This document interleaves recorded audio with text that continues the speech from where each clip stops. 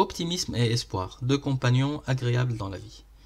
Ils caractérisent les gens qui ont confiance en eux-mêmes et dans leur avenir.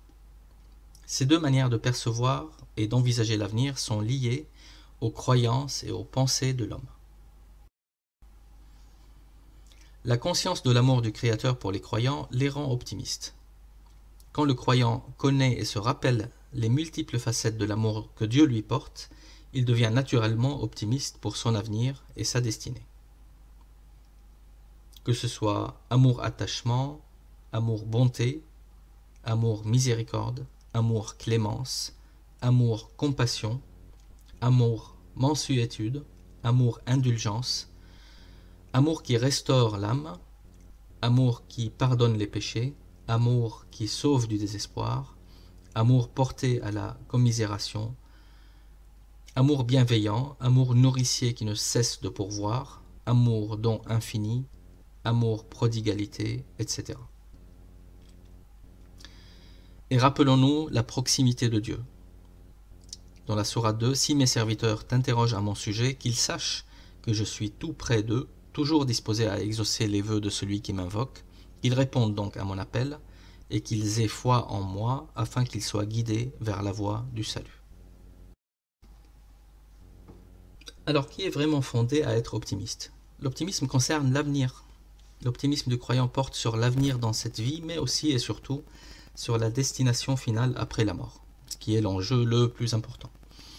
Ceux qui ne suivent pas la voie de Dieu peuvent-ils légitimement être optimistes? Je ne le pense pas.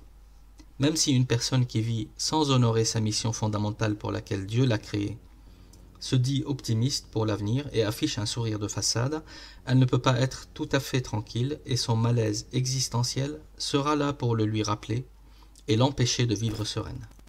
Dieu indique qui peut légitimement être serein et optimiste dans le Coran. Dans la sourate 2, la vérité est que quiconque se soumet à la volonté divine tout en faisant le bien, c'est celui-là qui recevra sa récompense du Seigneur et qui n'aura à éprouver ni crainte ni peine.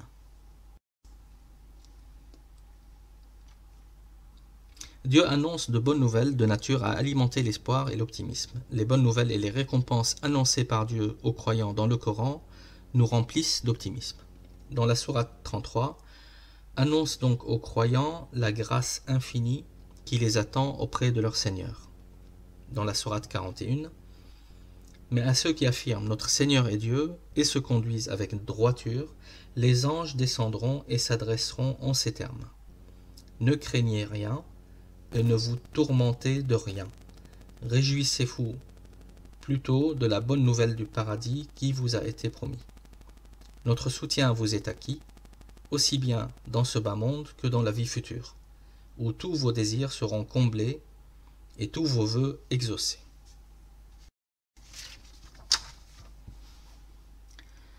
Alors, peut-on être optimiste malgré nos péchés?